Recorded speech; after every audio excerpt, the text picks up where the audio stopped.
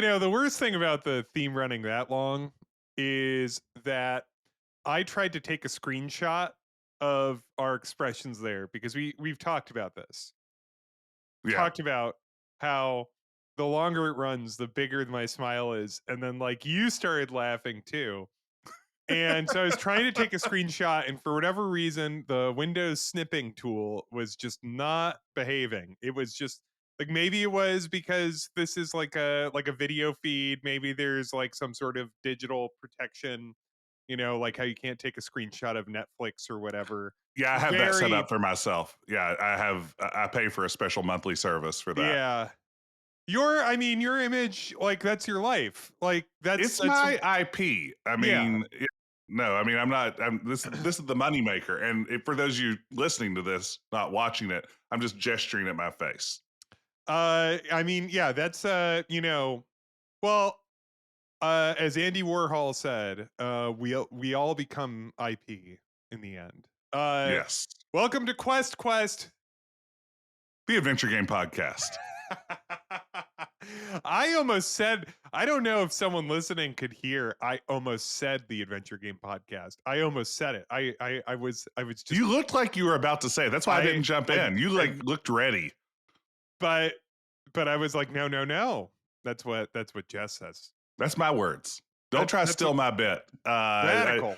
I feel like you are just like spreading your tendrils through this entire podcast and taking away my bits. Yeah. You can listen to Ben on Twitch at ps_Garrick. You can watch Jess on Twitch at Decaf Jedi. Decaf Jedi. And also on YouTube for both, and also review. Amen. Now, Jess, how you doing today? I'm not too bad. I'm, IRL, as a lot of our listeners know, I'm a college professor, and I'm nearing the end of my semester, so life couldn't be better. I've got summer fever. I've got a never-ending case of senioritis. Oh. About to go on summer break. We'll be able to make 3 to 4 episodes a week once I'm on summer break. Oh, Jess, nothing but time to record. Oh, Jess. Oh, Jess, you're killing me. Yeah, yeah. It's a good gig. It's a good gig. How have you been? I'm pretty good. Yeah, you look great. Yeah. No, I'm pretty good. The Cubs are doing great. So. Are they? Well. Oh, the Cubs are doing excellently. Yeah, their really mostly follow. Is incredible. Wow, I'm mostly following Little League girls softball nowadays, so I haven't been keeping up with the majors as much. How and all right, wait. So we talked about this in a previous podcast. What's your daughter's softball team name? The Base Bandits. Yeah, see, I like that. I know you're a Base Bandit skeptic, but I think that's a fun name. It is fun, and they're still in bases left and right. They're living up to their name, so I can't complain. We suffered a tough loss just before coming in to record tonight. So if I seem like just really angry, it's because we were beaten by the Outfield Outlaws. How many? Is that true? Is that a real name? That's true. And I think that's a terrible Base name. Bandits and Outfield Outlaws? No, you can't. First of all, you can't have both. But also, most of the Outfield Outlaws numerically are infielders, which bothers me. Like the math just doesn't work there. 2/3 of your team are infielders. This is standard baseball, softball rules, folks. What are some of the other?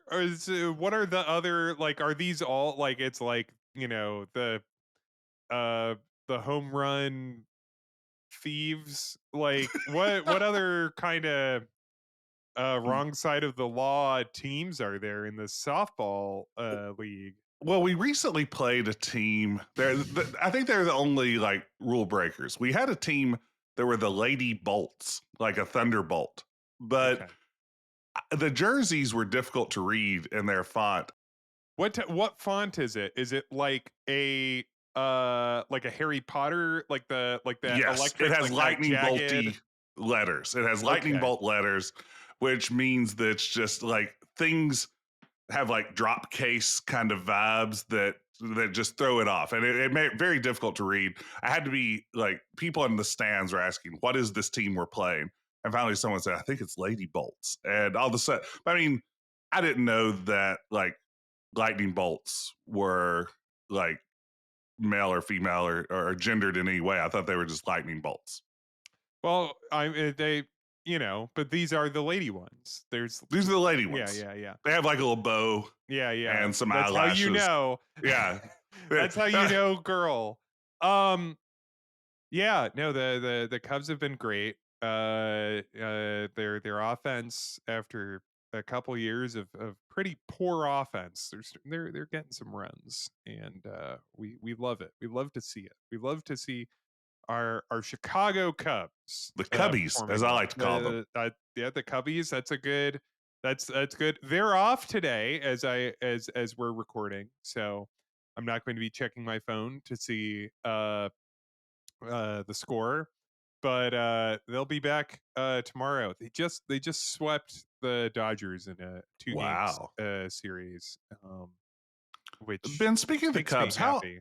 how often do you think of Will Ferrell's Harry Carey impression? Like, if you had to like estimate like his Harry Carey, because I feel like I think about it weekly, and I don't think a lot about. I think about that more than the actual Cubs. That's a pretty, I don't think of it that often, but I was watching recently. You didn't watch this show because it's like I think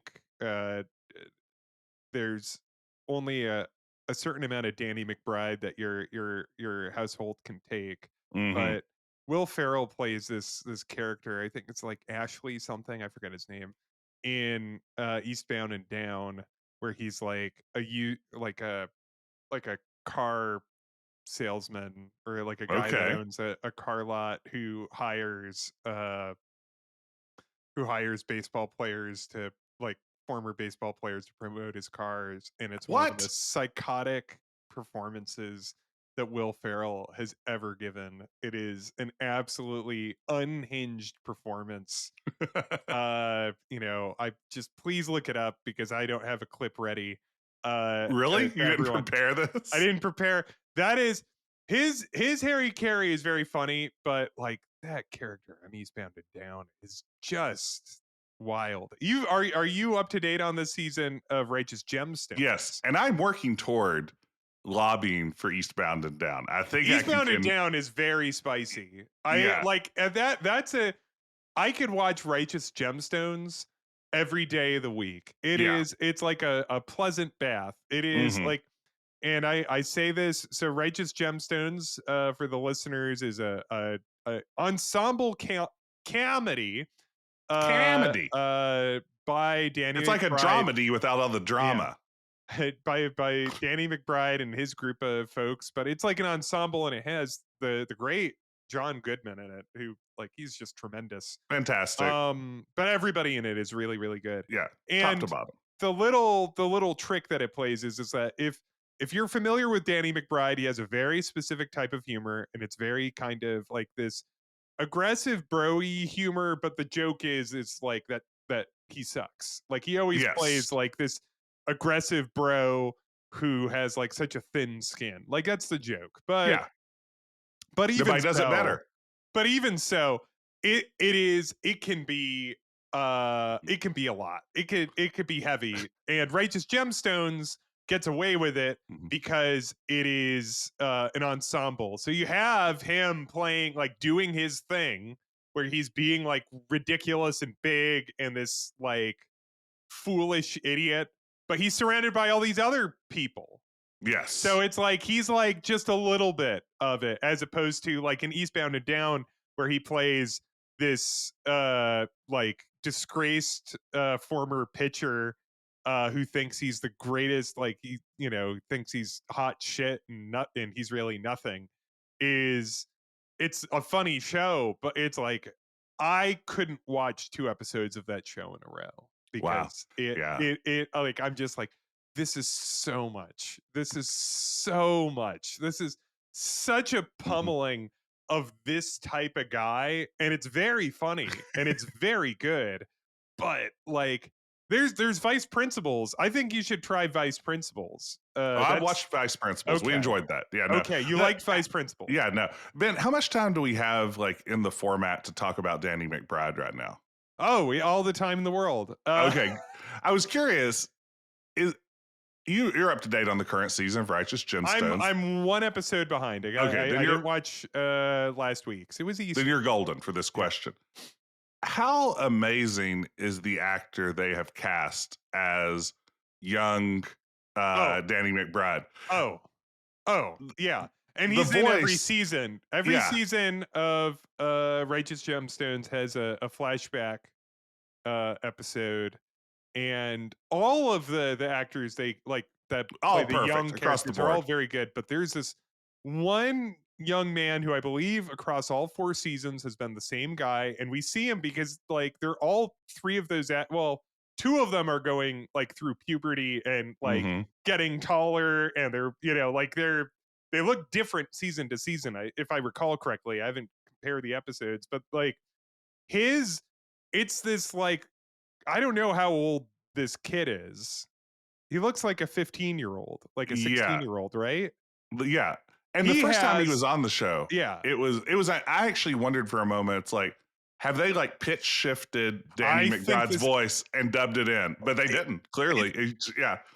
I'm like, did they pitch shift it? Did he dub over it? Did they do? He's got to be on set, like giving the line read, and then the kid is giving it back, right? Like, I mean, I have no idea. It's in like on the in the Brutalist. Like they ran like some sort of like voice AI thing to make like Adrian Brody and some other characters' voices sound a little more like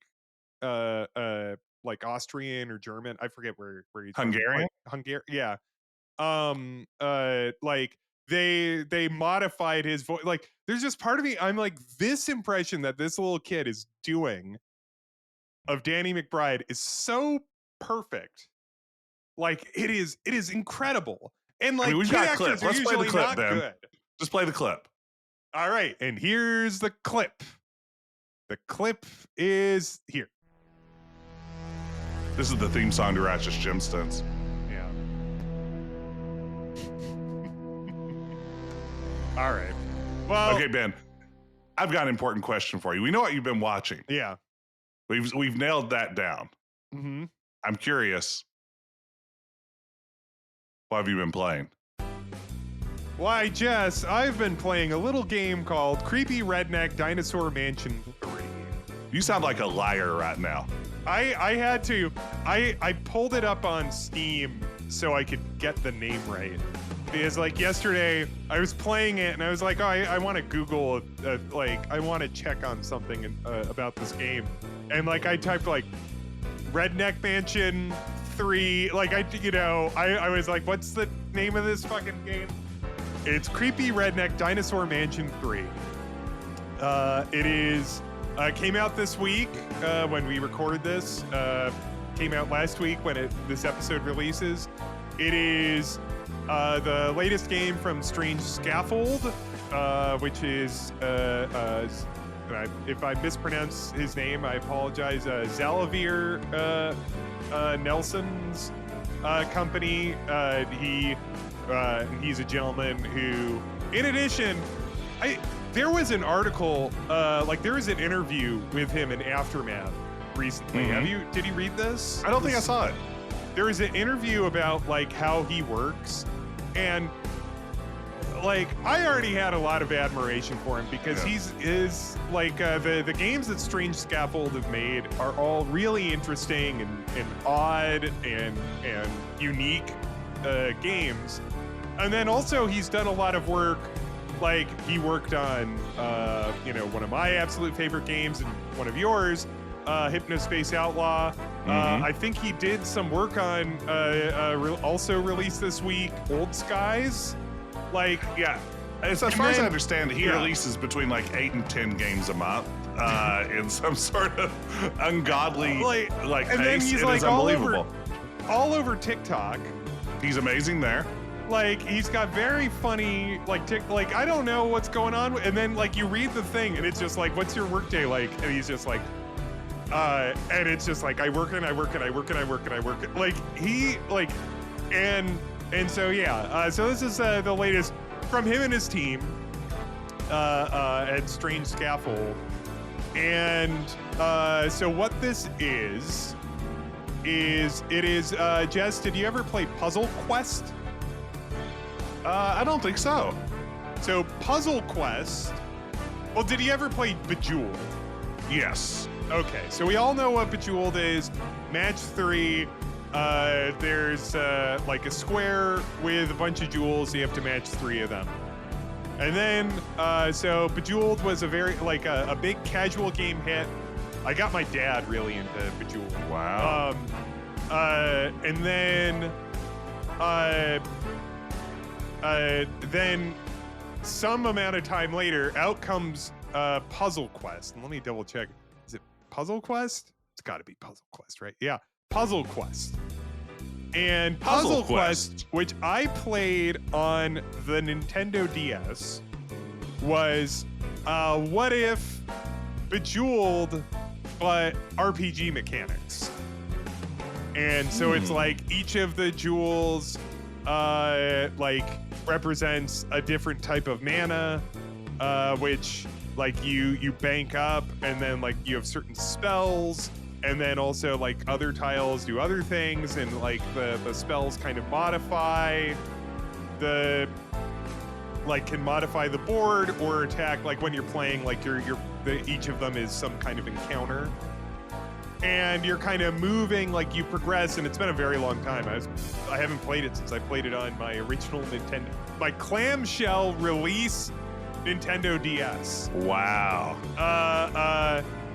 So it's been a long time since I played it, but I seem to recall there was like you moved, like there was a world map, and there was like a big story, and this, that, and the other. So, Creepy Redneck Dinosaur Mansion 3 takes that a step further,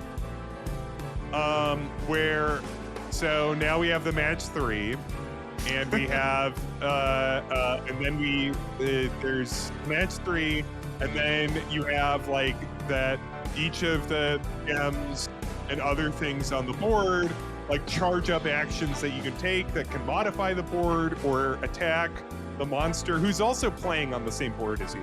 Like okay. they get a boost too.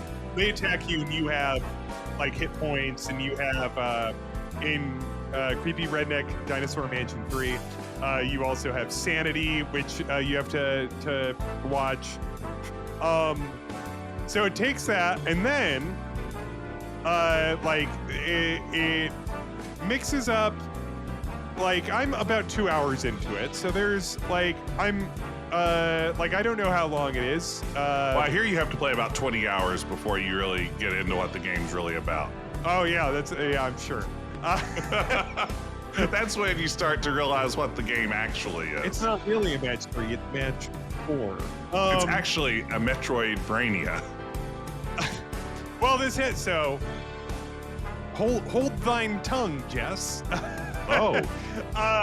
Because then it has all that, and then it mixes up the encounter design. Like there's like one I played where it's like you're trying to disable a tripwire, and some of the like things are like cables, but some of them like the red gems actually like set off the cable, so you like hurt yourself. But then also, so this narrative, which was a world map in Puzzle Quest, is instead a branching twine-like narrative. Wow. With, like if you've played games that like Nelson has worked on, like he's a very clever writer, and he's very witty and funny. So it has that. And it's this branching narrative that it is in a kind of a Metroid style. Because there's this big world map that you're advancing through, and each of the encounters, and then like in some of the encounters, you kind of pick up traits as you go, or some of the dialogues that you have with various characters in the creepy redneck dinosaur mansion. And once you fill up that trait, then that might unlock something else deep in the mansion, so now you have to go back and travel over that way. And so, yeah, it's scratching the puzzle quest itch. It's like, I mean, at its heart, like in the same way that Puzzle Quest was, it is, it's Bejeweled, and then Puzzle Quest added some extra mechanics, and then this adds a bunch of extra mechanics on top of Puzzle Quest. Wow. So, see, the closest I've come to like adding a mechanic to a match 3 is probably Puzzle Fighter, Capcom's Street Fighter match 3. I guess there are at least a couple of those, right? Somewhere along the way. I mean, it's not great. I'm pretty sure, I think Ron Gilbert had a match 3 that was he did. a mobile, which I played. And it was I heard it has a really crummy ending. You're never gonna let this go. I'm still mad about Return to Monkey Island. I'm never going to shut up about it. Fight me, Ron. You'll get a nasty gram from Ron, and I'm gonna distance. I'm just gonna tell you right now. I'm gonna distance myself from you. Ron's a listener, and you know if he has guts, he can write us at QuestQued Podcast. Send us an email at quidporn. Pork pie. Oh, no, brother. Quest Podcast at gmail.com. Ron, hit me up. And he gets such a nasty gram. He writes, he's the grumpy gamer. That's what anyway, he says. That's what I've been playing. It's Creepy Redneck Dinosaur Mansion 3. There is not a 1 or a 2. It has a ton of meta humor, much like Ron Gilbert's Thimbleweed Park. And I would argue this is considerably more successful at the meta humor. Wow. Back to you, Jess. Okay. Well, what have I been playing, you ask? No, I was going to ask you that, and then I was like, it'd be such a jackass thing to say. Back to you, Jess. I don't know, just something about it. I was like, it just smells very assholey to say that, and then that made me laugh. Like well, Jessica Rabbit, it makes me laugh. Yeah. Back to you, Jess. Oh no, well thank you. This is Jess reporting live from the scene of the accident. And what I see here, mangled bodies everywhere. It's hard to believe an ice cream truck could wreak this much havoc in a dinosaur museum. But here we are. Ben, what have I been playing, you ask? You ask. Ben. Is it the game that you were streaming last night? No, I was going to ask you to ask me what I've been playing. What have you been playing? I thought you were I can't do this. I can't do this, Ben, if you don't follow the rules. It's in my goddamn contract. Oh man, the music went away. Yeah, we need a darker tone for this. What have I been playing? Yeah. You know, Ben, I loaded up Oblivion Remastered the other day and played about an hour and a half. I was afraid you were going to say this. Why? Why? No, just because I knew that you were going to say this. I don't even know why I was afraid. No, keep going. I can't even get to my own observations. I haven't bought it.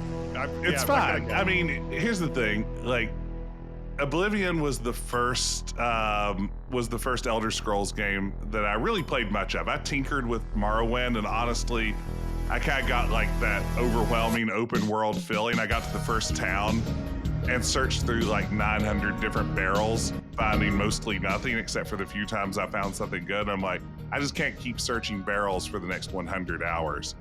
And I kind of bounced off of Morrowind, and I know what is a good experience. I came back for Oblivion though, and there, you know, collecting calipers around Tamriel was a much more rewarding experience. I played that with my wife and I played it together. It's one of the first big open world games I really tackled. I have a weird fondness for Oblivion. Skyrim is probably an objectively better game. A lot of people would say Morrowind is an objectively better game. But I like Oblivion. The remaster is pretty, looks good. I don't mind it. I mean, it runs really beautifully. Do you feel that you can go back? Go back to Oblivion and enjoy it? Yeah. I don't Or know if I could do a full run of Oblivion. I mean, I feel like it. I've never beaten Elder Scrolls, and I've played Morrowind on. And Yeah, I've beaten Oblivion and Skyrim, and that's usually I play them exactly the wrong way, which is to say, I go through that main quest and I just burn it out, and there are whole corners of the that's map I'll never see. insane. That's insane to me, Jess. I never play the main quest. I just Yeah, no. wander around. I just go like I always join a couple of guilds. Like I'll join the Assassin's Guild or something. Yeah. But I am going to power straight through that game because I have things to do. I have to move on to the next game. I can't just be in one game forever. Well, yeah, but the main quest isn't that fun. Yeah, it is. It's got stakes. Wandering Who needs around interesting is a characters? lot more fun. No. Hiding in a bush, shooting an arrow into a guy, and then having him run around with an arrow sticking out of him in his little cycle. While he's like, halt, who's there? Who's there? Who's there?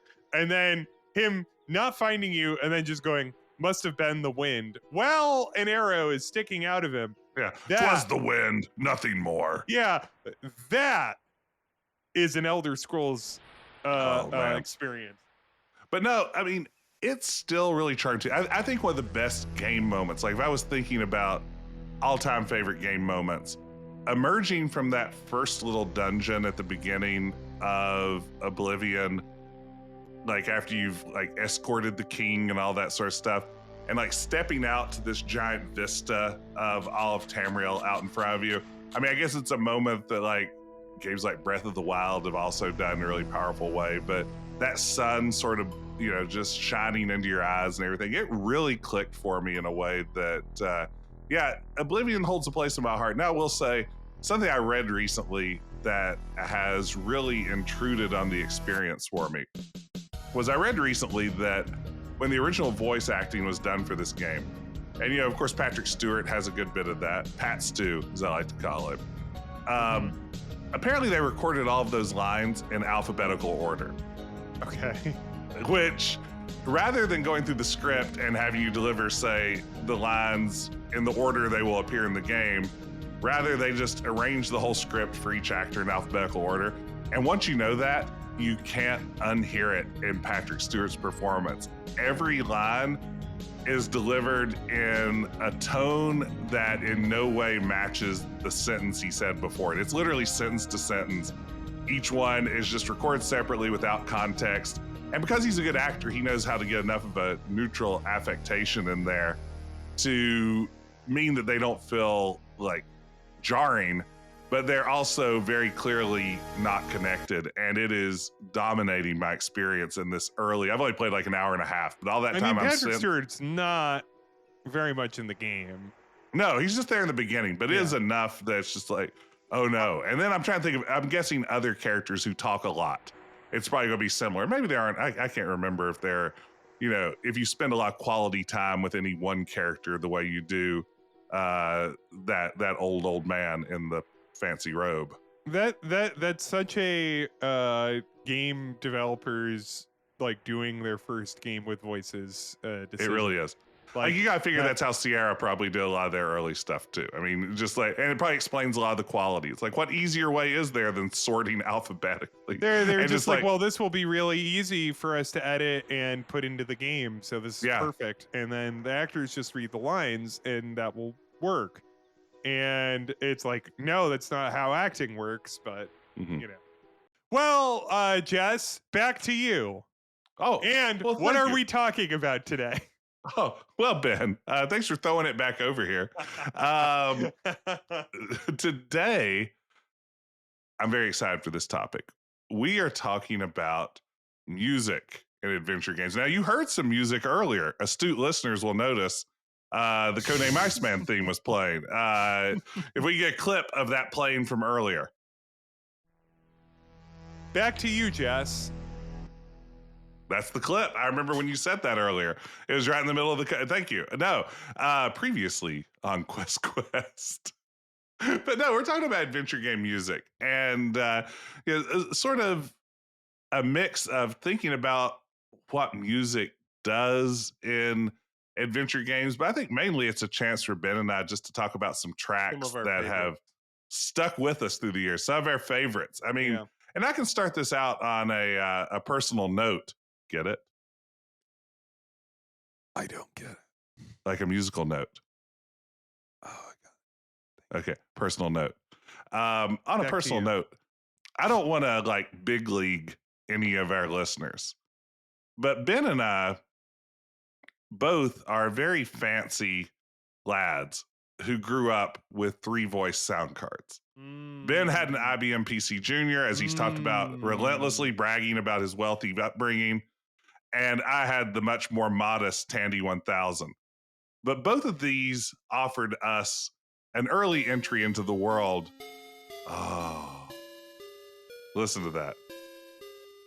You were playing the remake of King's Quest 3 last night, and like so their version, you know, their orchestrated like MIDI version of this was playing, and like I said this in the chat, and I stand by, like this has got to be one of the best like AGI tunes, Oh, absolutely. right? This is gorgeous. I mean, it is a beautiful layered piece. And you know, I don't think I realized as a kid that my Tandy had anything other than a PC speaker. I thought this was how everyone's computer sounded. Same. Until I heard an actual PC speaker version of like the Space Quest theme. And I'm like, oh, this is notably worse.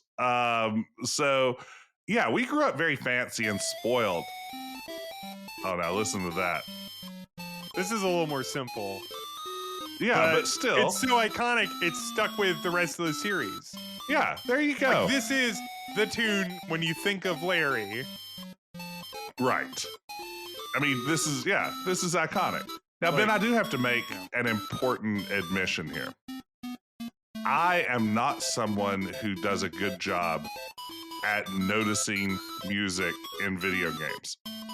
I want to be better at this. I am someone who, probably if you think of all the technical elements that go into creating a video game, I feel like music and sound is the smallest component to me. I tend to notice it when it's bad. I'm very bad at noticing it when it's good, which is something I don't like about the way I play games. I mean, how do you, how important is good music to you for enjoying an adventure game? It started to loop, and when I recorded that a while ago, that's just, I didn't prepare those tunes for this episode. I had them left over from the AGI episode. Anyway, Oh, wow. to your question, back to you, Ben. Music, back to me. Music is tremendously important. Okay, this is good. I'm glad that you're adventure game, and there are a lot of tunes that I think about all the time. As I'm speaking now, I'm like, because both of us pulled some of our favorites, some that have stuck in our head, that we can play during this episode and maybe chat a little bit about.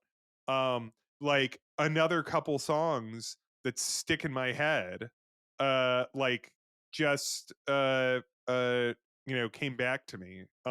Like just talking about it. I some video game tunes like will just come to me when I'm walking down the street.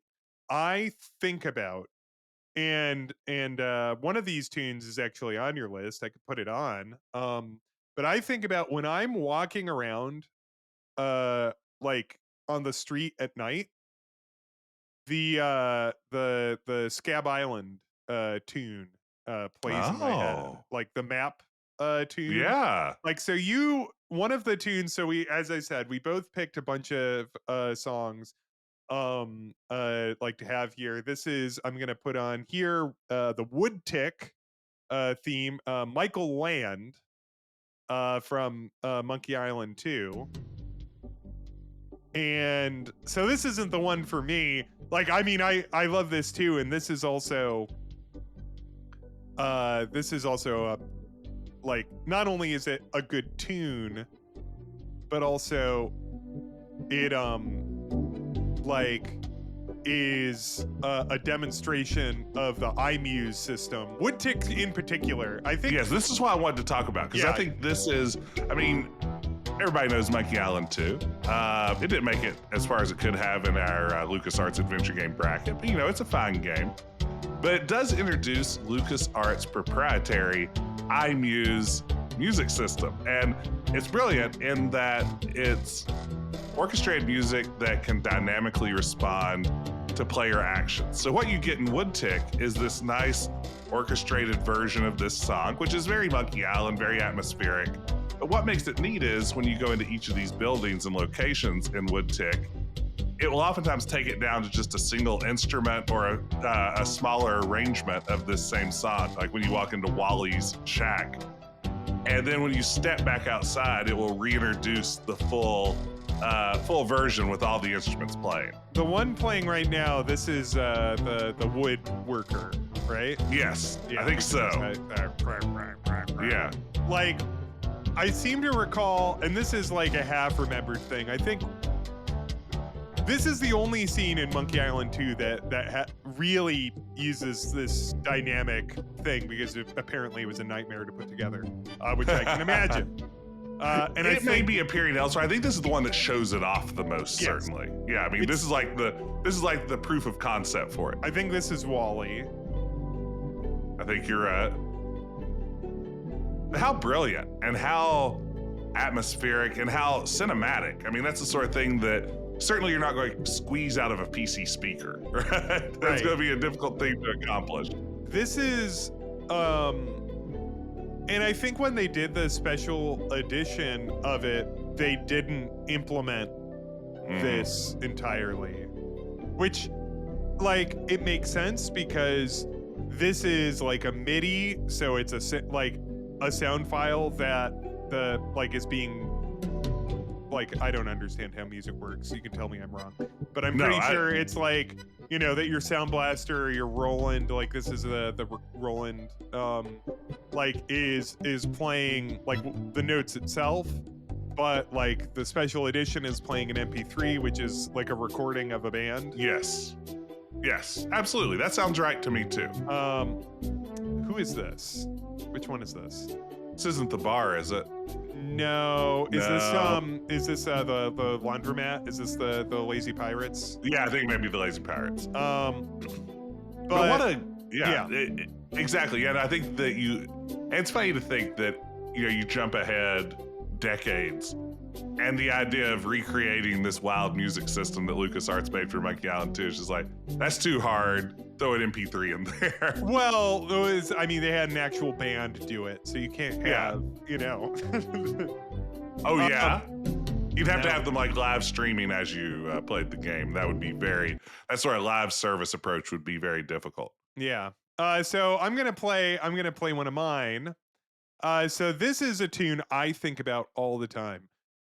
This soundtrack I think is actually, it's hard. This is a game series that has all bangers, all 5 games in this series, which is of course Quest for Glory. All bangers, no mash. It's all sausages and no potatoes. I think every soundtrack in Quest for Glory is great, and I think on a given day I'll give you a different answer as to which one is the best. Like 5 has some really spectacular. Oh, it really music. does. And that was the Quest for Glory 5 collection that came with 1 through 4, and then the demo for 5 that had the multiplayer that never came out, came, if I recall correctly, with the Quest for Glory 5 soundtrack. Maybe just Quest for Glory 5 came with it, I forget, but I had it, is what I'm saying, so I listened to it. Are you checking? I see your head just shot over. Are you checking? So anyway, this is one of my. Yeah, this is one of my favorite tunes from Quest for Glory 4, which is so Quest for Glory 4. This is Aubrey Hodges, and he also did, I think, Doom 64. He had an interesting couple soundtracks that he's done. But first off, I love the Glory 4 soundtrack. because and this song doesn't have any of it. It has a lot of synth guitar, which I love. Like Dr. Yes. Cranium has synth guitar. Like The opening main theme. Yeah, the opening theme has like a synth guitar solo. I think the Arana theme also has like Finally. yeah, like anyway, so the Guildhall, here's why I love this theme. I think about this theme all the time, which is because I think it really successfully so getting to like kind of the larger themes of what we're talking about, right? Yeah. Is like this piece here. I think that this sets a sense of place extremely well. Yes, absolutely. And which is so important in an adventure game. Like more like in an adventure game, a tune might be for only one scene or maybe like a collection of scenes. That's all I got of that. Like a collection of scenes like outside of Mordavia, like on the streets. But that tune, what I love about that is that it like it has this melancholy. Yeah, because this is an abandoned Adventurers Guild by the time you reach Quest for That's Glory 4. correct. This is a town without hope. Yeah, it's a town without hope. And what I love about that tune is that it walks, like when I listen to it, I hear both the grand history of it. It's like great things happened here. Like you know, there's parts, and I don't have any musical education, so unfortunately I can't say like, oh, it has this incredible thing. I can't do that. Leitmotif. I know what that is. Mhm. But like it has like these moments where the song really swells. Swells It up, gives yeah. you a sense of the heroism of the past, but at the same time, it's very sad because it's gone. It's a little haunting in that regard. Yeah. Like so when I hear this song, it really evokes for me, like it's like this is a place where really great things have happened, but they're not happening here right now. But that doesn't mean that they can't happen again. That's why I I really, like that. really love that tune.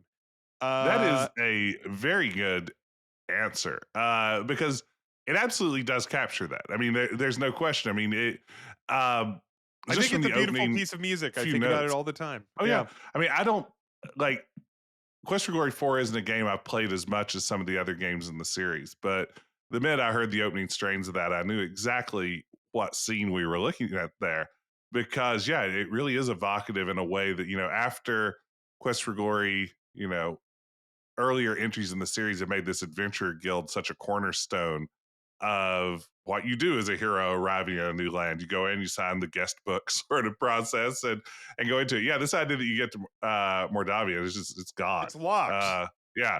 So yeah, it's just not in operation anymore. So that's fantastic. Can I get one that I think comes from maybe the complete opposite direction? This is an earworm for me that if that one is rich and soulful and emotional, one that has been stuck in my head for decades now, from Leisure Suit Larry 6, Shape Up or Slip Out. If I could get a little bit of that spa theme. All right, here we go. It's loading up and now this one, what I love about it, it is such soulless music, right? I mean, this is fantastic. I believe this one, if I'm not mistaken, is by Dan Keller, is the composer on this one. But there's something about this that for me, I mean, the whole idea of Leisure Suit Larry 6 is Larry's arrived at this high-end spa on a special trip. And yeah, the just capturing of like a slightly jazzy bossa nova style of soulless music is so well done here. I think it's accomplishing exactly what it's trying to accomplish. It's funny because this is well done, but it's also, as you say, it is soulless, and it has like a little bit of a wink. You Yes. know, like there's a bit Yeah. of a wink. You could tell this song's looking at you and saying like, "We know."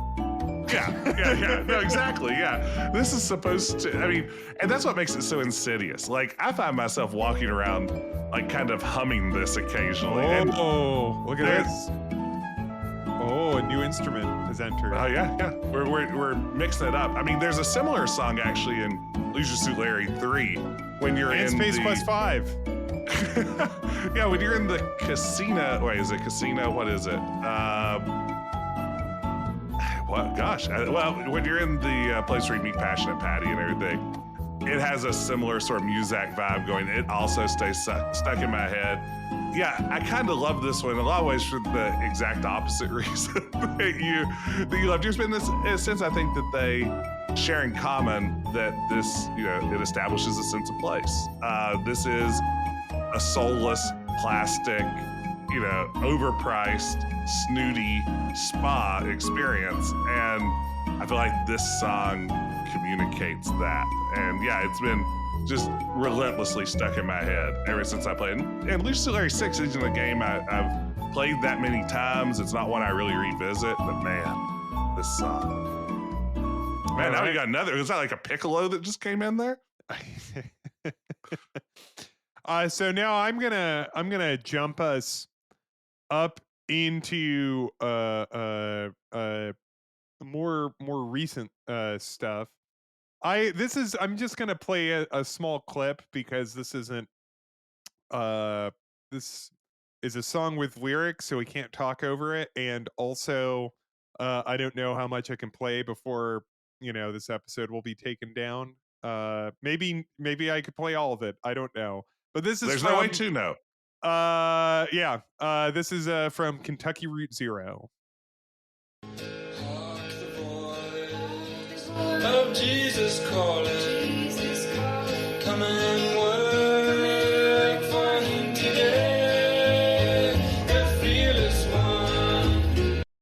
So, Kentucky Route Zero has, if I recall correctly, across its 4 or 5 episodes, it has one full lyric song each. I think all like maybe there's one extra because there's it's not too late.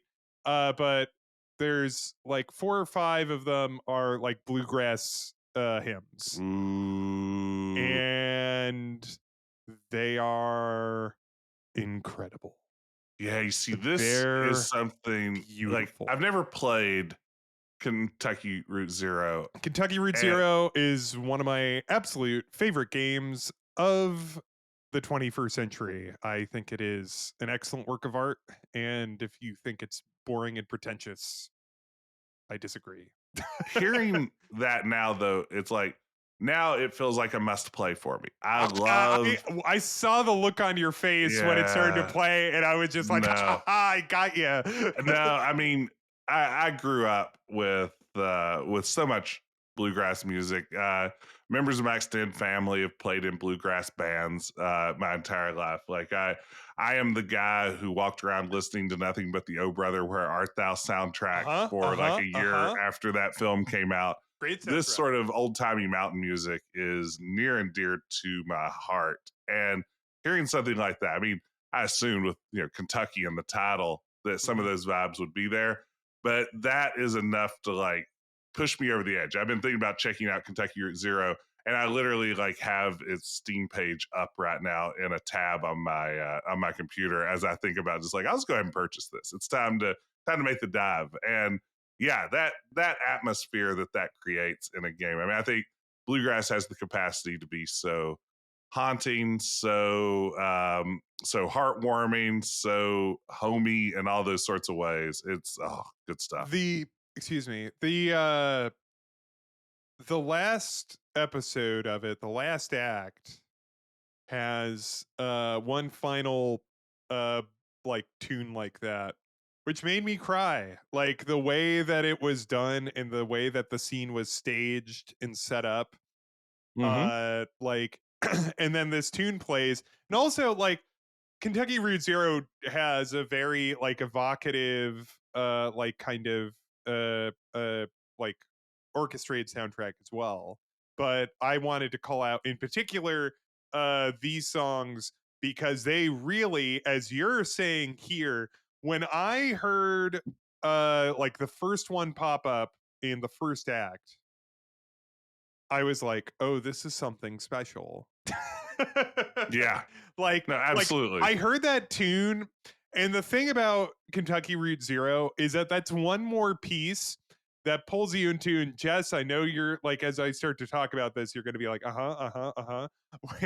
where it's like, as the first act kind of spins out and you're exploring this world, like Kentucky Route Zero kind of explores like you can feel the heat of the night when you're Oh, playing it. wow. Like Okay. when Yeah, you're yeah, playing yeah. Kentucky Yeah. Route Zero, you feel that southern United States, like southeastern United States, humid summer night.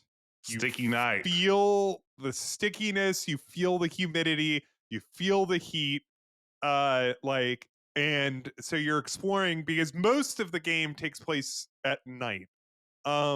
And so like you just kind of feel that oppressive, dark, humid heat. But if you live in a region of the world where like you haven't been to like a place where it can get in Fahrenheit at night like 85 and up and Yeah, which is 100% nearly humidity. 160 degrees Celsius for all of our people listening. Yeah, that's like elsewhere in the world. 5,000 degrees Celsius. Yes. Like if, you know, and it's not, as they say, it's not just the heat, it's the humidity. I don't know. That's over 40 stone.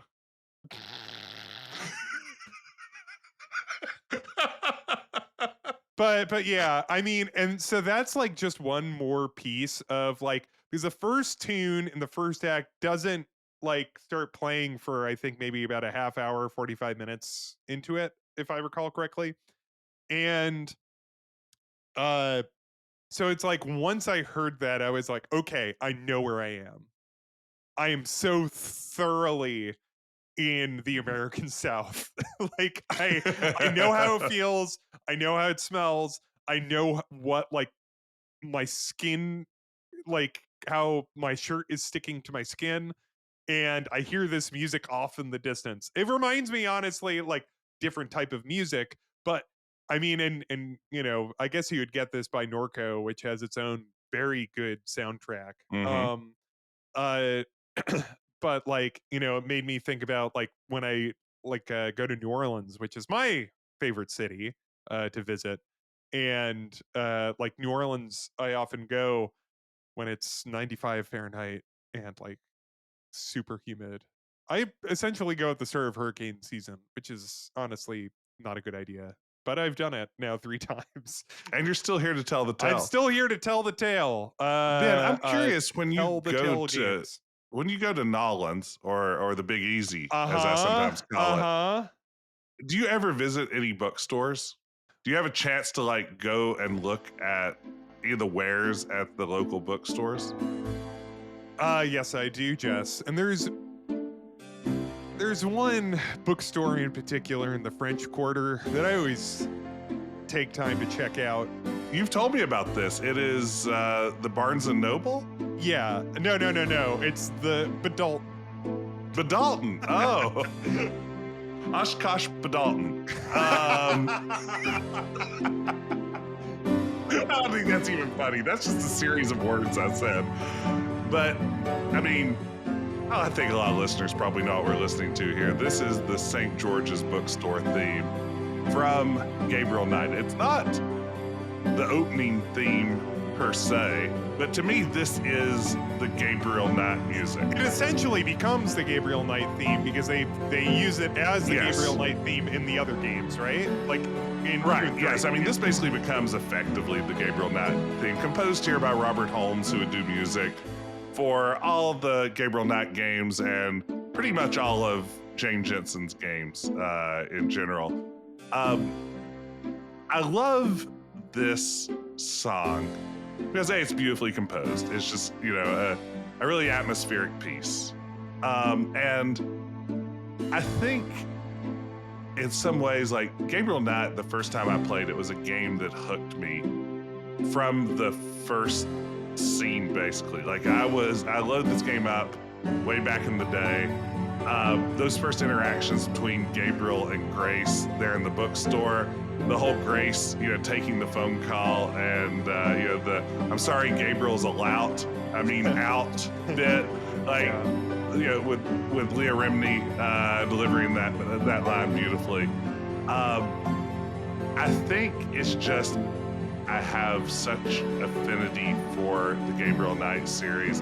And when I think of the music from that series, even though there are much grander pieces, I mean, there's some beautifully composed music in Gabriel Knight's 1, 2, and 3. This is the one that I always go back. I'm right with you. I go back to this tune all the time. I listen to this tune. This is on my, certainly for Sierra, this is on my Mount Tunes more. It is, talk about it. I want to be clear, every time Ben says tunes, you can't hear this maybe, but I can see on his face he's pronouncing that with a Z too. Which there's just like real Z energy coming from Ben. Z energy for our listeners in the UK. I don't have as advanced thoughts on this as I do as like the Guildhall or something like that. Yeah. But there's something like, and like when I was talking before and actually this gives me a nice segue to my next song. So I'll start to get that queued up. Back to you, Ben. Back to me. But this really puts me in the mind of like kind of an urban situation, like urban gothic mystery sort of vibe. Yeah, no, I think it gives that because, I mean, again, as a kid picking up Gabriel Knight, I didn't know what this genre was. Like, what does... I mean, I can't even remember how Gabriel Knight sells itself, but on the box... Do you have the weird box? I don't have the weird box. Oh, okay. I have the regular box, which is a shame. I would love... I owned the weird box as a kid, and I threw it straight in the garbage when it got hard to find a place to put it. That wasn't smart. There's someone on Etsy that does replica boxes of that and the Day of the Tentacle weird pyramid box. Oh, cool. And they are very good. They are like picture perfect for a surprisingly reasonable cost. If you ever want just one for the shelf, it's a great place to go. Just go to Etsy. So here's mine that evokes kind of an urban, like, homey feeling in the same way that St. George's does. Uh-huh. This is from Blackwell Convergence. Ooh. This is Rose's theme. Oh, I like this. This is in 4 variations of this tune are in 4 of the Blackwell games. It's not in the second game because Rose is not in the second game. But it is in the first one, which you've played. This is the version from Convergence. So this is kind of like Rosangela's theme. This is the tune that plays in her apartment. And it, like, so Thomas Regan, I believe,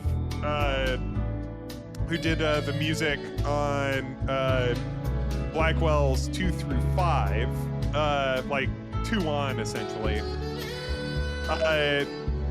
gave all of the Blackwell games after the first, which has a very synthy sound, which I actually really like too.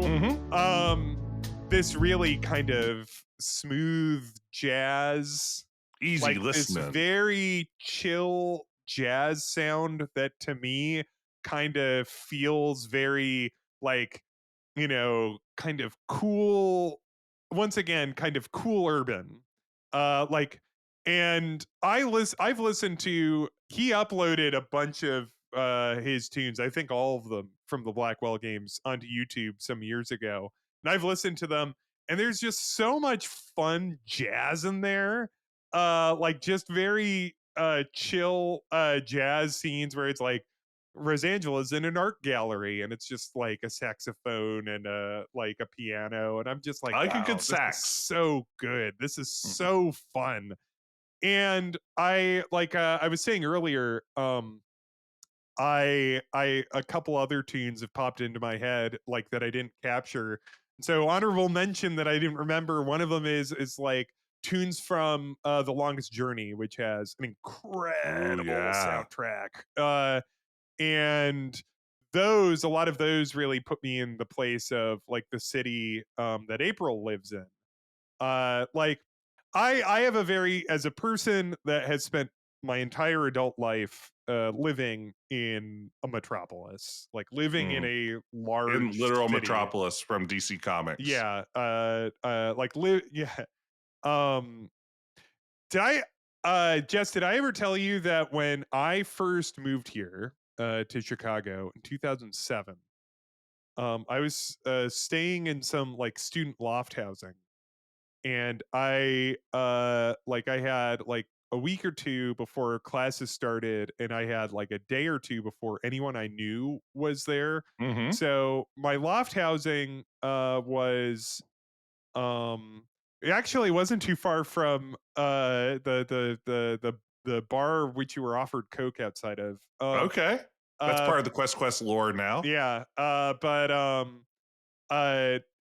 that neighborhood, that area, is right adjacent to downtown, like where the Sears Tower is, and like all the Mm-hmm. skyscrapers and all of that. And so, like on my like first full day in Chicago, not knowing what else to do, I was like, I guess I'll just like walk around downtown and just kind of, just like kind of see it, because I've never spent any amount of time really in downtown Chicago. And so I was wandering around, and I saw like the scene and a whole bunch of police officers that had on their uniforms patches that all said Gotham City PD. And I was Oh, just kind of wow. and I was just kind of like, is that like a nickname, like for the, like I didn't. Not for this city, no. Yeah, I was like, and then I looked around a little bit more, and I saw like cameras, and I was like, Mm-hmm. oh, they're And shooting that's the when you dark. realized you had been cast as Batman in Yeah, the and that was, film and Batman that's Begins. so yes, the summer I moved here, they were shooting The Dark Knight here. I got to see with a couple friends, I got to see them destroy the parking lot that they dressed up as a hospital for that scene Oh, where the Joker blows up the hospital. Um, yeah? and that was really exciting because somebody posted on Reddit or something, maybe Dig, because it was 2007. I don't know. Somebody posted somewhere that this was going to happen. And so there was this big crowd. We're all like waiting. There's this huge parking lot, and then there's this like parking garage that Love that Joker. they dressed up as a hospital, and it was posted on this website. This is going to be detonated at like 1 p.m. And so there's this huge crowd. We're all very excited. We're standing I thought behind, it was really like, excessive they actually put patience in it before they did that, yeah, too. well, yeah. It doesn't show on screen. I mean, it was, yeah. So we're all waiting there, and people are starting to get pretty impatient. Like now it's like 2 o'clock. Now it's like Yeah. 3, and it's just like, come on, when are they going to blow up this building? When are they going to blow up this? Where are we When are going to they get to going the to build up fireworks this? factory? Yeah, when are they going to blow up the garage? If you remember that scene from The Dark Knight where the Joker Mm-hmm. blows up the hospital, then He's what sort of limping happens away from it, right? Like, is that he walks out of it. He's dressed up as a nurse, yeah. if I recall. He Yes. he he walks out of it, and he pushes a button, and like a little like flare of flame comes up out of the hospital, and then like nothing really happens. And then like there's a beat, and then the hospital Yeah. explodes. So Yes. we saw that. which is to say, so then like we're all waiting, and then all of a sudden we see like this flare shoot up out of the parking garage with like, you know, like hospital stuff on it, and nothing happens, and we all start booing. I would never boo the We're Joker. like, what the That's a fuck? good way to get a face full of Joker gas. We all just waited for like 2 hours to see a building explode, and we just saw like a little flare. This is bullshit, man. And then we saw the explosion. We're like, yeah, hell yeah. And then a massive column of smoke came right for us. Turns out it's hard to blow up a building in an Speaking of Joker gas, Joker gas is mostly just asbestos, it turns out. Yeah. But you know, Ben, man, that's one of my favorite when I moved here to Chicago stories. Yeah. Oh, that's really good. You know, I love that number from Blackwell, and you know, I think with the saxophone, it does have that nice, easy listening, jazzy sort of vibe to it, which I think maybe brings me to the next track that I want to talk about. Mm-hmm. One of my favorite moments from Lara Botu, the dagger of Amun-Ra. Oh, yeah. Can you cue that one up for me, Ben? I want to marry an archaeologist and keep his artifacts warm. I travel with him through jungles and deserts and weather out every storm. If he wants me to, I'll burrow and dig on burials small and temples big. Oh, I love it. It is a fantastic song. I Want to Marry an Archaeologist from the Dagger of Amun-Ra. You hear it when you go into the speakeasy for the first time. It is the Roaring 20s, so this is the sort of music you heard all the time back in the Roaring 20s, as I understand it. Is that the first song sung with full lyrics in a Sierra game? That is something I wondered. I know it's the first one that I can recall encountering. Like, because this does predate King's Quest 6, right? Yeah, it predates King's Quest 6. Yeah, so there's not a song in King's Quest 5. Hi everybody, this is Ben. I'm recording this at a later date as I edit it. Actually, you know, the episode is coming out in 7 hours, and I'm editing it the last second, and as I listen to this, I realize that I was wrong, that the Weeping Willow has a song in King's Quest 5, and I know that some of you would be screaming at the podcast if I got that wrong. So I apologize, everyone. I was wrong. This rarely happens. Typically, I'm always correct. But I'm ready to sit down and listen to the Weeping Willow song. But anyway, okay, back to the podcast. And there's not a song in Space Quest 4. No. And I can't think of the other CD games. Yeah. So there's a good there. chance this was. It's like Freddie Farkas is later, and that has a song of its own as well, which is very good. The Ballad of Freddie Farkas is fantastic. It was nearly on my list of songs I wanted to play. Yeah. I feel like there's a whole Freddie Farkas episode waiting for us down the road. So I don't want to. Maybe. I don't want to throw away my shot now. But no, I love I Want to Marry an Archaeologist because it did blow my mind. The idea that you could have, you know, a fully recorded song with vocals just crammed into an adventure game. Like I would literally like reload my game to go back into the speakeasy just to hear it again. And I think it's so charming. It's so cute. It so matches the tone of Lara Bow. I feel like just a really charming bit of work on I Want to Marry an Archaeologist. And, you know, I don't know if it's as cool as nearly being blown up by the Joker, but my I Want to Marry an Archaeologist story is back, goodness, probably 12 or 13 years ago. I had the opportunity to marry an archaeologist. I did. I married an archaeologist, and you know who it was? It was Lara Croft. I'm now Cool. I'm now the husband of one British millionaire adventurer, Lara Croft. This is revealing it now for the first time. You've heard me talk about my wife before on this podcast. This whole time, she has been a statue of Lara Croft that I found in the dumpster behind a GameStop. It's like a body pillow, but it's fiberglass. Oh, that's even better because it's glass made of fiber. But you were telling a tale. Yeah. Back 12 or 13 years ago, I had a chance in a series of strange events to get to lip sync this song in front of a small audience while wearing. You've never heard the story, Ben? I knew that you. I think I didn't. I think I've heard this story. I don't think I knew this part of the story. Like I Okay. didn't know that this was the song that you were lip syncing. I was in Cleopatra drag. That I knew. This I've known. Yeah, I was in Cleopatra drag.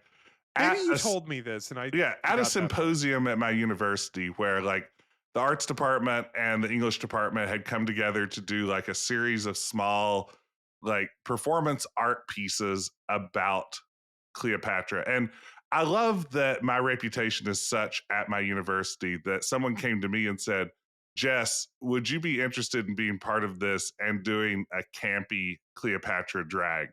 And I was like, I know just the song. I'm going to lip sync. I Want to Marry an Archaeologist. That's I wonderful. provide them with the MP3. It was a wonderful experience. What a strange opportunity to fall into my lap. And not only did I love this song as a kid, it gave me a great chance to revisit it as an adult in a way I never imagined. So yeah, that's is there I've thought about this. Is there other nerdy drag that you would do? Because I know what my answer to this question is. man.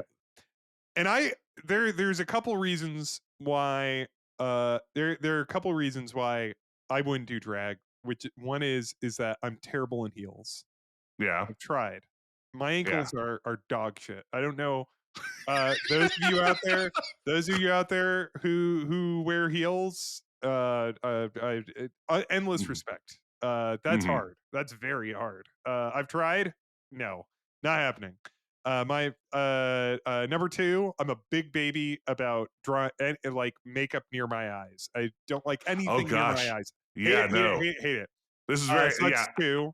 I had a lot of like Cleopatra style eyeliner going on, and I just spent the entire time like, just reeling away from every time that little pencil came anywhere near me. I'm a baby about that too.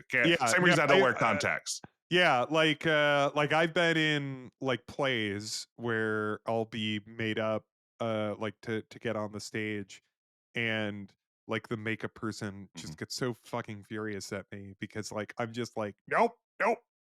Like every time they bring the liner pencil to me, and I'm just like, because that's a pencil near my eye. That's sharp. My eye is soft. So that's one thing.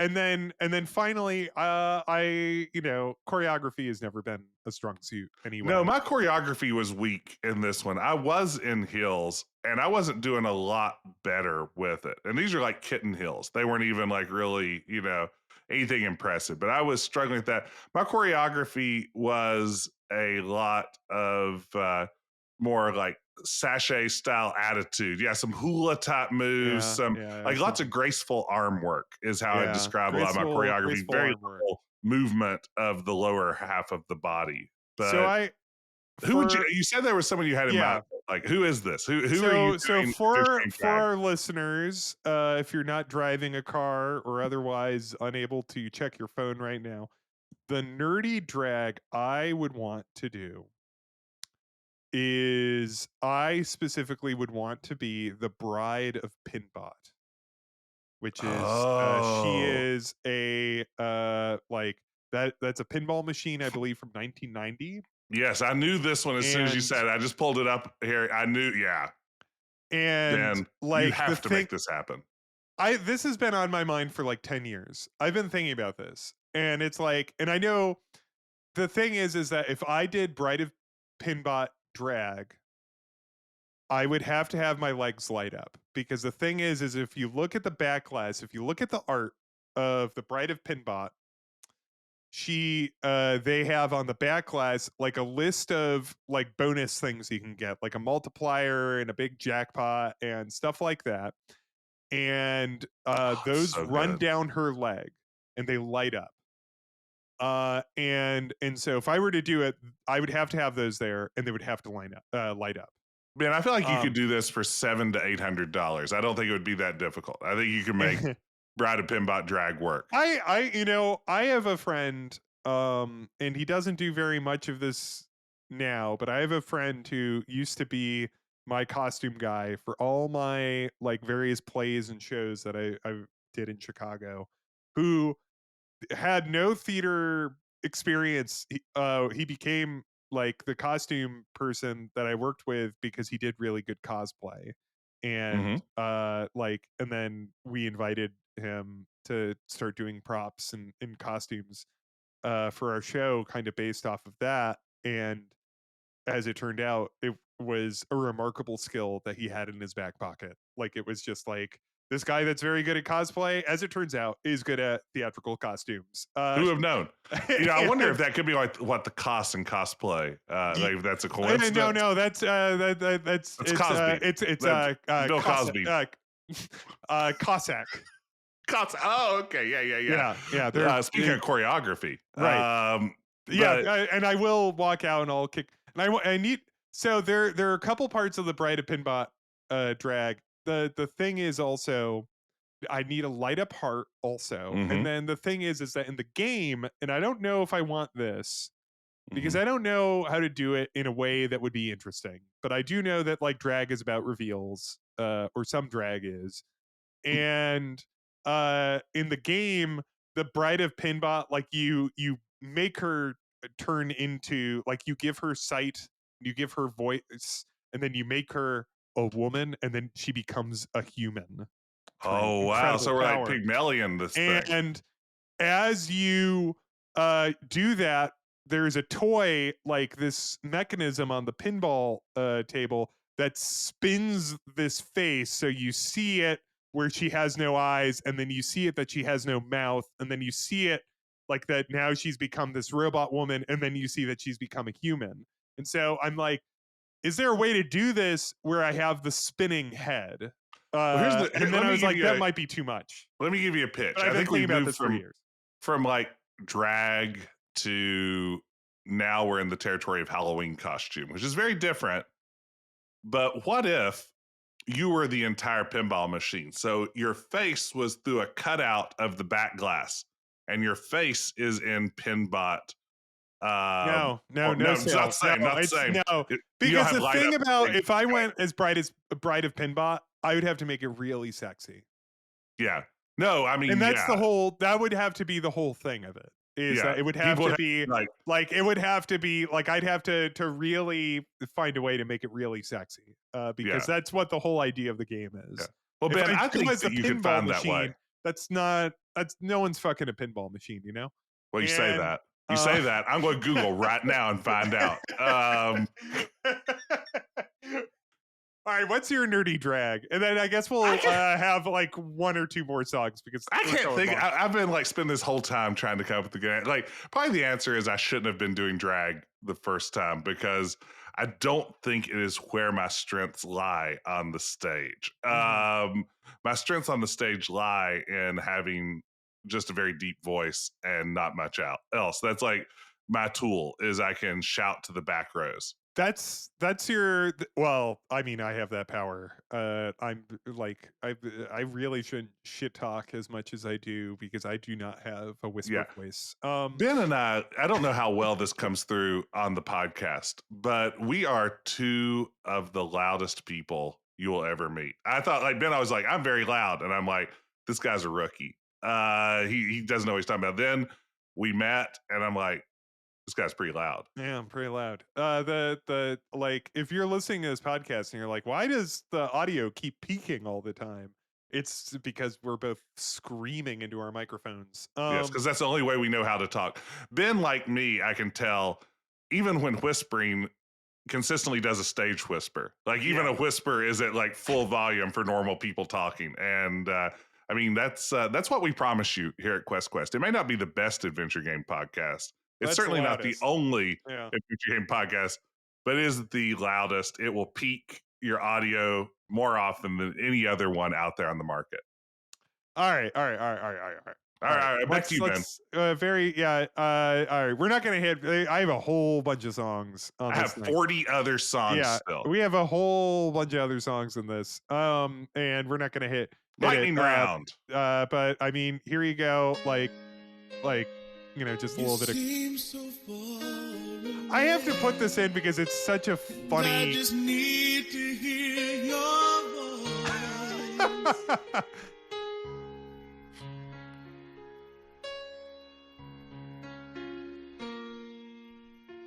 I just need to hear you say. I'm not gonna play the whole thing. Here, all right. So I just pulled this from YouTube. And the funniest thing about it was like I was just recording it from like this YouTube, and the person that uploaded it, like it just played like like a slideshow of screenshots of Alex and Kasima, and it was very man. funny. Like, Ben, do you enjoy this ironically or earnestly? Girl in the Tower. I think King's it's Quest mostly 6, Mark ironically. Siebert, lyrics by Jane Jensen. Yeah, like I think I have a little bit of affinity for like, I mean, this is that period roughly when like some of the radio edits of Disney love songs from like, those Disney Renaissance eras were making it onto the radio. It feels You think like it was A Whole New World that Ken heard A Whole New World and was just like, I gotta have that. I could imagine something like that. Yeah, I mean, yeah, you hear Peebo Brasson and you think I gotta get on that Peebo train. I gotta get on the Peebo train. Gotta get on that Peebo train. It's just fun to say Peebo train. Peebo Bryson. Yeah, no. But no, I mean, yeah, Girl in the Tower. I don't think I maybe I've come all the way back around from ironic to maybe I'm into it. It is. Oh man, is it cheesy? You know, I was thinking as you played that. There are like 7.5 billion people on Earth. I think we're at 8 now. Oh wow! Thanks to Elon Musk. Yeah, Yeah, I know. Yeah, that's But anyway, 8 billion people on Earth. Do you think 2 human beings have ever played this at a wedding, Ben? yes. Have to have, right? Someone has. Maybe Chris Williams, the son of Ken and Roberta Williams, an Interaction magazine columnist. I think, like, there's got to be one person. Now, do I know if this was like the first dance? I don't know. Like now you're dealing with narrower odds. Mm-hmm. We were talking about this. So I just streamed King's Quest 6. And we were talking about this is that there's like, so the story of in the disc version of King's Quest 6, it says call up your radio station, ask them to play Girl in the Tower. And like there's versions of like this which I think have circulated through, like I think it's might be mentioned in Ken's book. I haven't read it in some other places where I had heard that they got complaints from radio stations. Somebody said that they got lawsuit threats from radio stations, which I just do not believe. But there's part of me that's just like, I don't even really know if they actually got complaints from radio stations. I seriously doubt it. I think I'm calling citation needed. I'm going to say maybe like I think Grayson. we all settled in Grayson, my Wikipedia guy, get on that. We settled on my stream that maybe one in like an area, like most likely in like Southern California, like near Sierra, where there you have like a big like penetration of PC owners. Maybe, possibly. You also have to think that they're going to like someone. So it's like, okay, 400,000 people purchase King's Quest 6 like soon, Mm-hmm. which is big numbers for PC gaming in 1993, but not really that big in the grand scheme of things. Like certainly not like movie, like a movie opening weekend, right? Oh, And I absolutely. think Yeah, it's yeah. like 400,000. I could have that number totally wrong, but Yeah. let's how many? Let's how many? Millions and millions sold. How many King's Quest 6 sold? So PC Data reported that King's Quest 6 sales in the United States reached between 300 and 400 units, or 300 and Wow, 400,000 not bad, units. Ben. So according to Sierra Online, the whole series surpassed 3.8. But like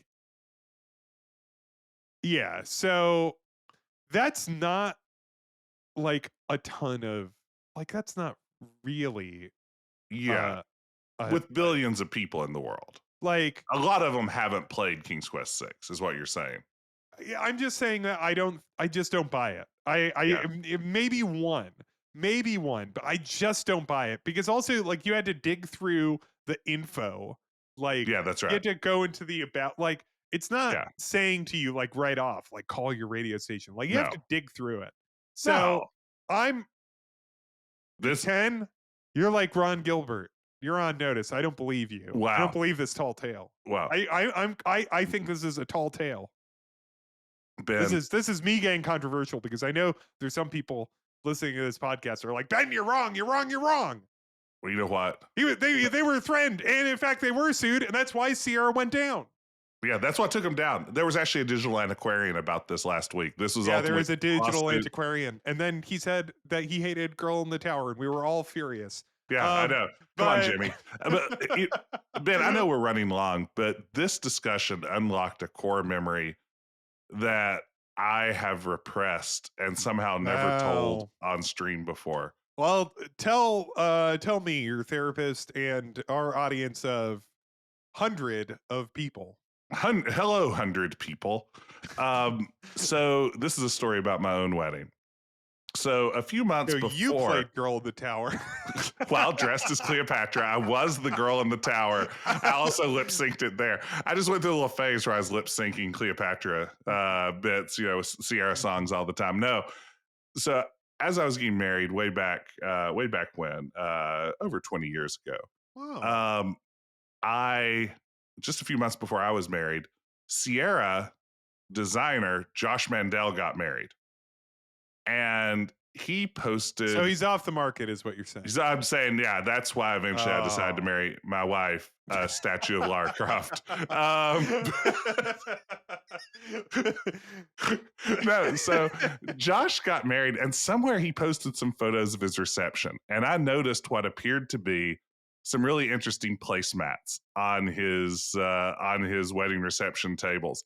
So I did what a normal person does, and I emailed Josh and I said, those are really cool placemats, because what they were like activity placemats, like restaurant fun. Children's menu activity placemats. I might steal that idea myself. That's fun. Let me tell you this. I'm not getting married. I'm not in any sort of relationship right now. Yeah. But what's amazing about these was they were like a children's activity place setting with like one of the things they had was a maze that like had illustrations of a groom running away from the altar to try to get away from the wife. One of the things was a crossword puzzle with all kinds of like words in it, like divorce, separate beds, all these other sorts of like really dark comedy kind of things around. Oh, that guy is so fucking funny. No, he he is is. such a funny guy. And he got illustrated, so it had like great cartoon images, and everything on it was just like, what is the most inappropriate thing to be joking about at He a is wedding such reception? a funny person. So I told Josh him, I was like, Mandel is such a yeah. funny person. I said, Josh, and I hope he doesn't mind me telling this story out of school. I don't. We already have Ron Gilbert and Ken Williams up our ass. I Yeah. can't afford to upset. Josh, we can't. And Josh, we like you. Yeah, that's right. You're not on blast. You're Yeah. not. You're on Hug.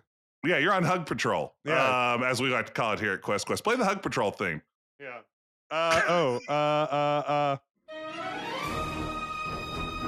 Hug Patrol in color. We're coming for you, Josh. Is that a threat? But here's the thing. Here's where it gets a little cringe, Ben. So I emailed Josh to tell him that's really funny. I love it, and mentioned that I'm getting married soon. And he's like, "Would you like the PDFs?" And I said, "Yes." And then those became the placemats at my wedding reception. Also, Pretty good. Pretty good jokes. Also, I'll note Peter McConnell. That's Grim Fandango. so good. Incredible. So I mean, talk about just a game, start to finish with just wonderfully evocative music. Yeah. This is where we the enter into a Bone 30-minute Wagon- discussion of Grim Fandango. Bone Wagon theme, incredible. I have one Yeah. last one I want to play, and then we got to wrap it up because we're running long. But I'm not cutting any of those tangents. No.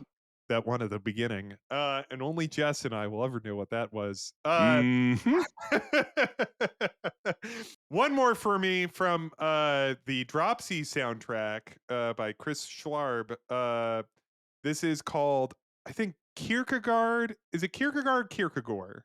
Kierkegaard. Ermigerd Kierkegaard. Kierkegaard Gersberms.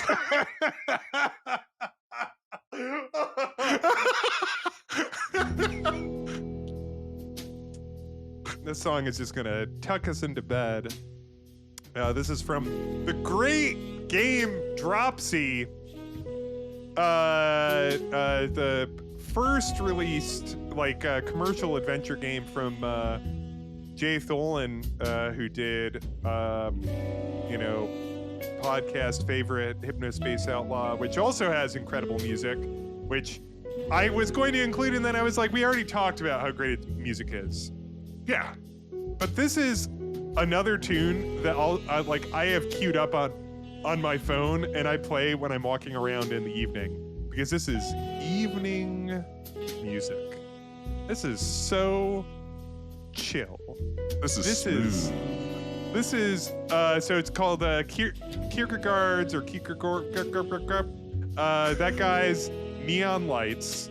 I don't know how much of the song I can play, so I'll stop there.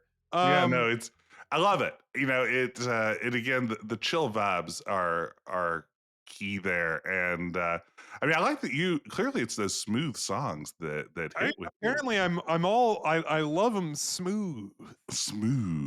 If when it comes to modern adventure games, like new adventure games like Dropsy and Blackwell, if you give me something that goes down smooth, I am going to plug it on my podcast. Ben likes it smooth. I like it smooth. Very smooth. You seem so It's funny. It's the chill tunes oftentimes that stick with me too. I don't want to play this because we are short on time, but I mentioned earlier at the beginning of the podcast, I'm not someone who tends to do a great job noticing music unless it really stands out, good or bad. And was this one series? Well, that's one of the two I was going to think of. Arana's piece from the original Quest for Glory. Beautiful. Oh, I know the other one. Favorite. I've got this one. This one? Oh yeah. Yeah. That's very good too. The difficulty selection from Curse of Monkey Island. Oh, it's got that lazy banjo, the dog barking. This also gives you a sense of the temperature, right? Yeah. This is swamp music. This gives you a real swamp feel. Yeah, big swamp vibes, big swamp energy. That's I do like a swampy tune. Yeah. And even, one of my other picks was I love the music in Life is Strange. That's a series with lots of lo-fi tunes that if there's any soundtrack I'm likely to actually listen to, say when I'm at work trying to grade papers or something, a little bit of Life is Strange, lo-fi, chill out vibes. Oh man, I'm there for it. But Ben, I think we have done a great job here tonight. We have talked our way through some of the songs that matter to us, and I think made a case for why adventure game music is important. I think in some ways, maybe music for adventure games, because of the slower pace of adventure games, Yeah. does create a space where you can really soak in a song. It's like that just ability to be puzzling through a scene and hearing a song maybe loop over and over again really does give you a sense of connection that maybe versus say the song that plays in a Doom level that you're through. Yeah, Man, Doom adventure gamers crap, hate Doom. violence, They hate Doom. Violence, horrible. How about you use your brain? Use your brain. How about using your brain? But I don't like Myst either. No, God, that looks terrible. I won't even play it. No, use your brain. Play The Dig. Well, there it is. That is your homework, gang. The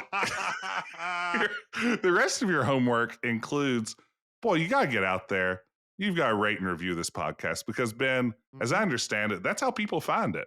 That's right. And you could also send us an email. Let us know if you have a favorite tune from an adventure game that won't get us DMCA'd off. Or let us know at questquestpodcast@gmail.com. Yeah. Well, you covered. Yeah, you could watch us both Decaf Jedi and PS_Garrick on Twitch and YouTube.